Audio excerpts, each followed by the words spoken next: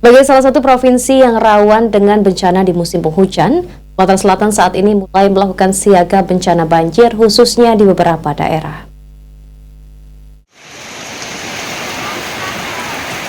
Siaga bencana yang ditetapkan oleh Provinsi Sumatera Selatan setelah melihat hasil rilis dan juga prediksi yang dikeluarkan oleh BMKG yang mana Sumsel sudah masuk musim penghujan. Sehingga dengan hal tersebut Badan Penanggulangan Bencana Daerah BPBD Sumatera Selatan telah menyiapkan sejumlah personil di lapangan untuk melakukan antisipasi. Menurut PLH Kalaksa BPBD Sumatera Selatan Aksoni, jika pihaknya akan menaikkan status siaga banjir jika ada 2 kabupaten di Sumatera Selatan yang sudah terkena banjir. Aksoni sendiri belum dapat memprediksi kondisi untuk tahun ini apakah akan masuk dalam masa La Nina atau tidak.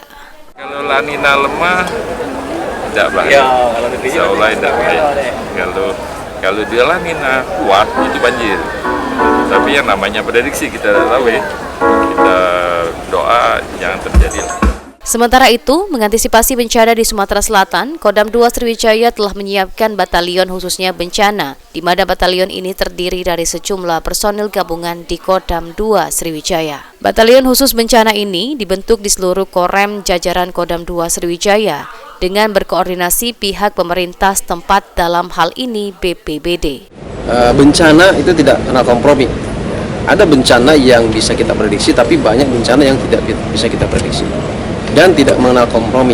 Oleh karenanya Kodam 2 khususnya TNI ya, Kodam 2 kita ini harus siap setiap saat, tidak perlu menunggu perintah lagi. Ketika ada kejadian bencana kemudian siapa berbuat apa sudah jelas. Dengan adanya pasukan khusus penanggulangan bencana, Pangdam berharap agar penanganan bencana di Sumatera Selatan dapat segera dan cepat tertanggulangi. Tim Liputan PAL TV.